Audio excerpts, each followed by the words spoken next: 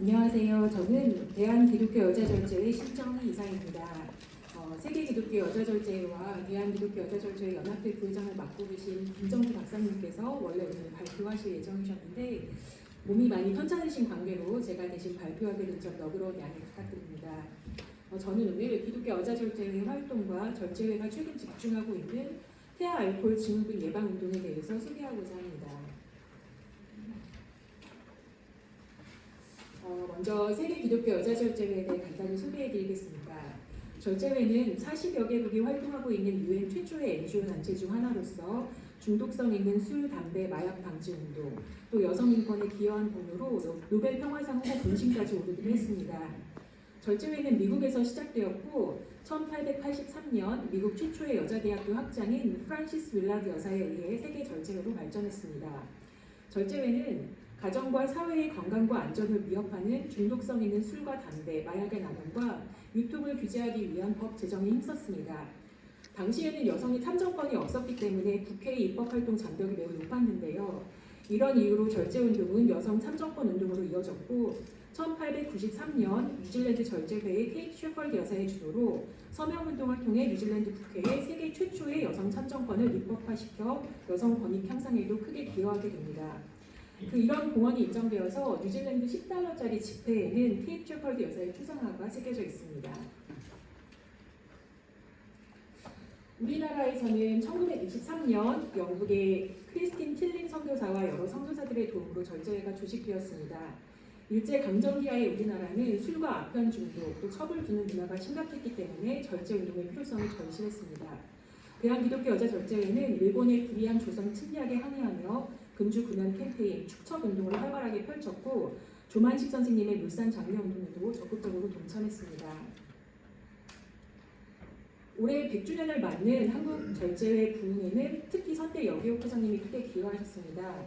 대구와 서울에 절제회와 연합회 회관을 건축하여 절제운동의 기반을 마련하셨고 당시 무작정 상경하여 서울역에서 사창가로 끌려가는 시골 처녀들을 경찰과 협력 구조하여 절제회관에서 숙식, 성경공부, 직업교육을 제공하며 자립할 수 있도록 도왔습니다. 또한 절제회 장학재단을 설립하여 미래세계 양성에도 힘쓰셨습니다. 20여 개국의 해외 지회를 둔 한국절제회의 활동은 세계적으로도 인정받아 1998년 서울에서 절제회 세계대회를 성공리에 개최하게 됩니다.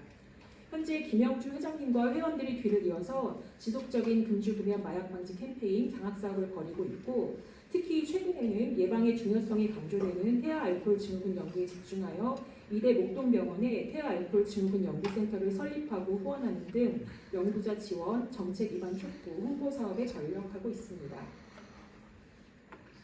오늘은 여성 중독과 관련하여 최근 절제회가 집중하고 있는 음주 문제와 태아 알코올 증후군에 대해 이야기하고자 합니다.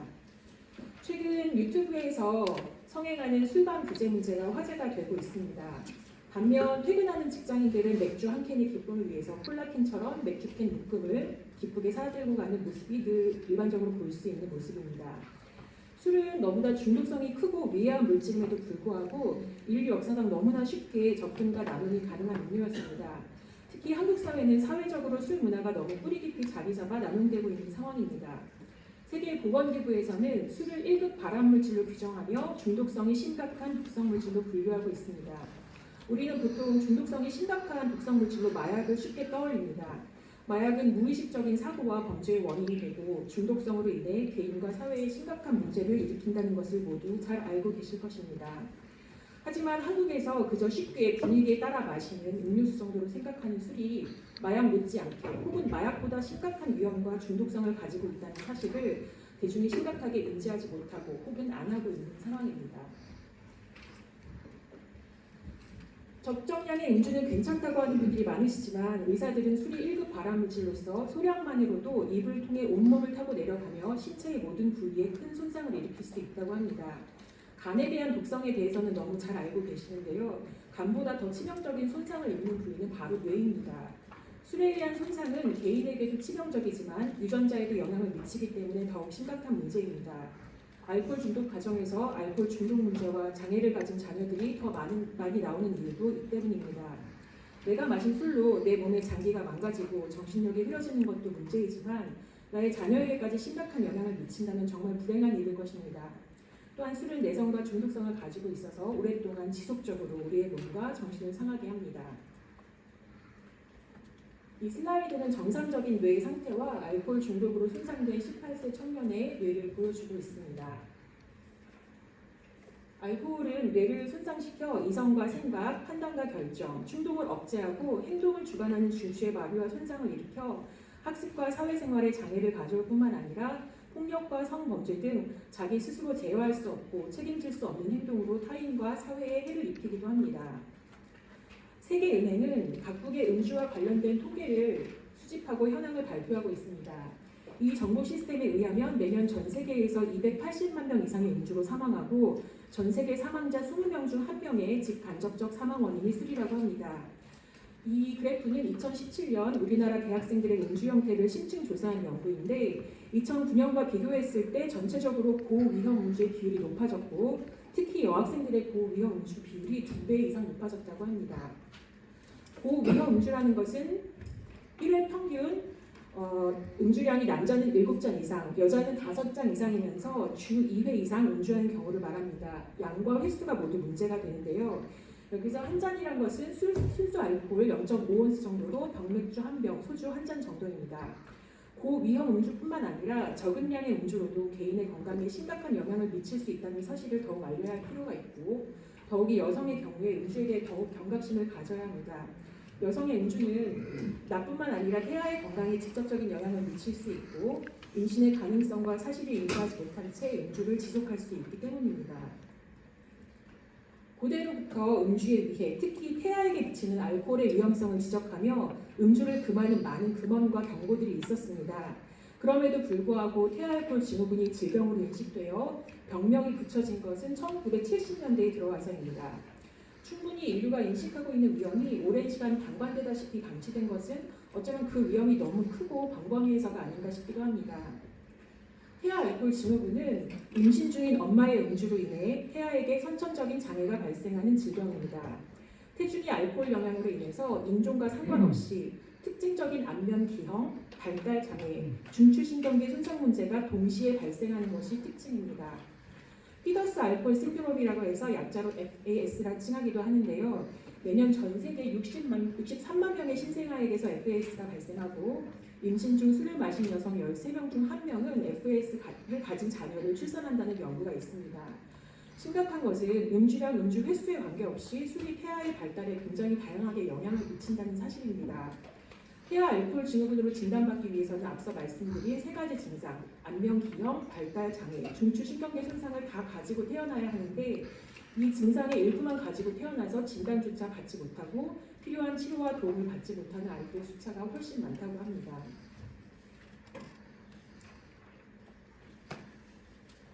이 표를 보시면 마리화나나 코카인보다 태아의 신체적, 정신적 장애에 더욱 다양하고 치명적으로 영향을 미치는 것이 놀랍게도 많은 사람들이 아무렇지도 않게 마시는 술, 바로 알코올임을 알 수 있습니다. 술은 신생아의 기형, 저체중, 유산, 신생아 돌연사, 발달 문제, 갑작스러운 발작 등 다양하고 심각한 문제의 원인이 됩니다. 마트에 들러 또 막걸리를 삽니다. 주변의 시선을 의식해서인지 같은 마트를 하루에 2번 이상 가지 않는 친밀함까지 보였는데요.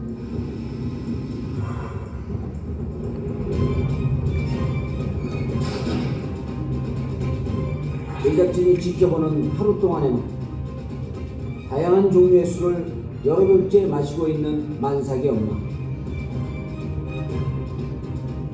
몸에 좋은 것만 먹어도 모자랄 임신 중에 뱃속의 아이는 괜찮을지.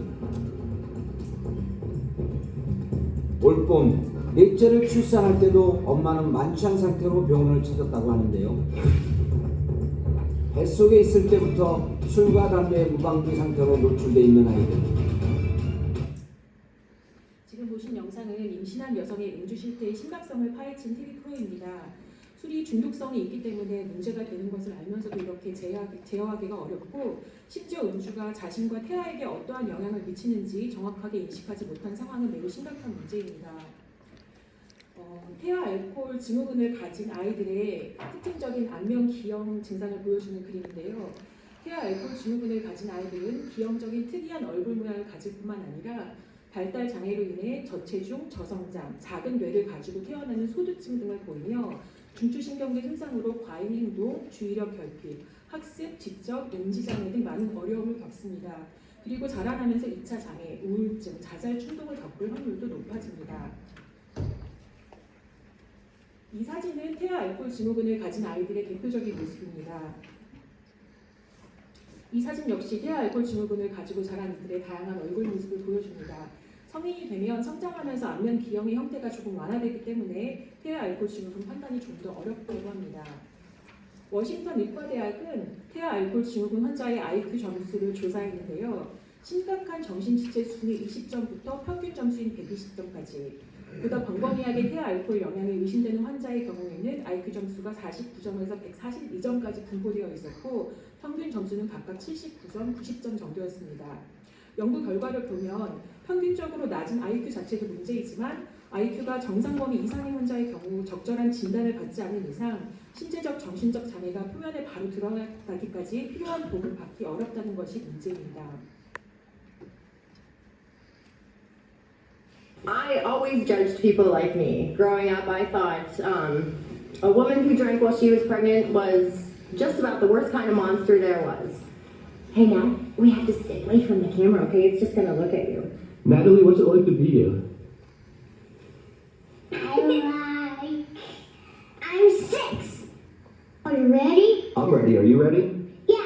What do you want to tell everyone? I want to tell dinosaurs. All right, tell them about dinosaurs. Because I like the loneliness. Before Natalie came into my life, I was a mess, and I was drinking on a daily basis, and she was born at 28 weeks, so about 3 months early. What's the best thing about Natalie? She's the best sister I've ever had.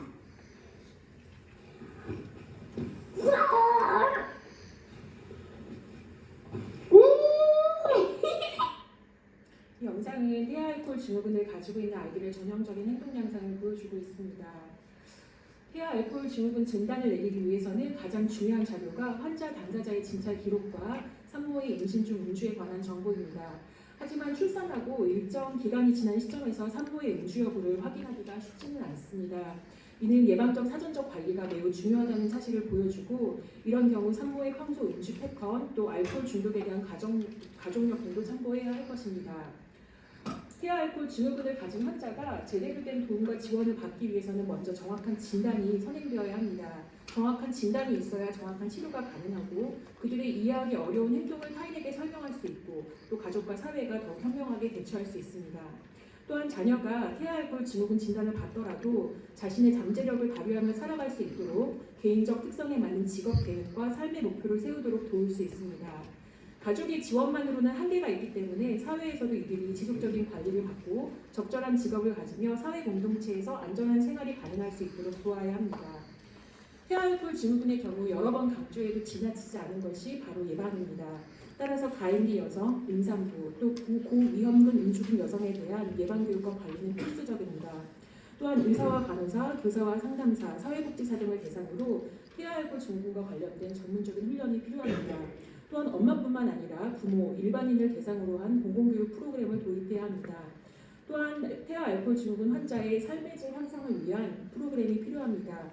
환자 자신뿐만 아니라 가족과 사회의 이해와 관심이 필요한 부분입니다.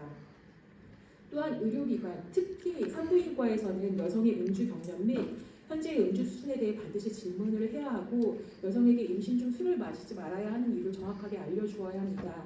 임신 기간 동안 절대로 음주하지 않도록 적절한 조언을 하고 이를 따르도록 상담이나 치료, 재활 프로그램을 제공하며 정기적인 방문 일정을 조율하여 모니터링해야 합니다.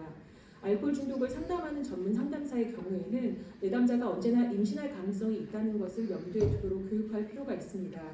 현재 내담자의 임신 가능성 대해 조심스럽게 질문하고 음주를 하면 안 되는 이유에 대해 알려주어야 하며 의사나 간호사의 적극적인 도움을 받을 수 있도록 해야 합니다. 태아 알코올 증후군 예방을 위해서는 적극적인 정책적 지원도 필요합니다. 무분별하게 알코올이 남용되는 사회에서 가임기 여성뿐만 아니라 청소년, 대학생, 일반인을 대상으로 알코올의 위험성과 또 태아 알코올 증후군을 교육하고 알릴 수 있는 적극적인 방안이 필요합니다. 병원에 방문하는 초기 임산부에 대해서는 서면이나 구두로 위험을 경고 예방할 수 있는 시스템이 도입되어야 합니다. 태아 알코올 증후군을 공식적인 발달 장애로 인정하고 또 정확히 진단받을 수 있는 시스템과 전문 클리닉 운영을 위한 지원이 필요합니다. 또한 전국적인 유병률을 조사해서 모니터링 체계를 구축하고 고위험군 음주자의 경우에는 적극 개입하여 알코올 남용과 중독 치료, 또 태아 알코올 증후군 예방을 위한 지원과 관리가 필요합니다. 또한 가능하면 이른 시기에 태아 알코올 증후군을 진단받아서 적절한 지원과 치료를 받고 건강한 사회의 구성원으로 잘 성장할 수 있도록 많은 정책적 지원이 필요합니다. 발표를 마무리하면서 다시 한번 강조하고자 하는 것은 태아 알코올 증후군으로 발생하는 장애는 예방 가능한 선천성 장애라는 것입니다. 장애는 너무나 수많은 원인에 의해 발생하기 때문에 예방과 치료가 너무나 어렵습니다. 하지만 태아 알코올 증후군으로 인한 장애는 우리가 원인을 알고 예방할 수 있는 위험입니다.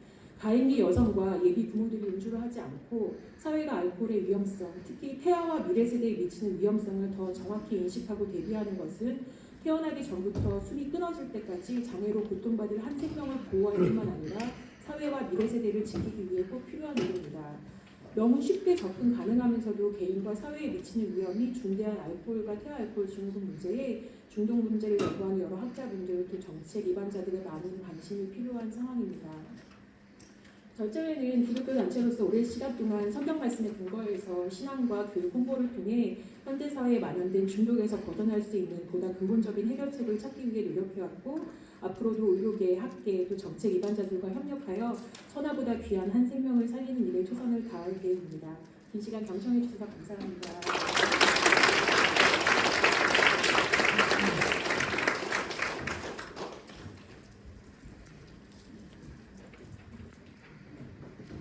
네.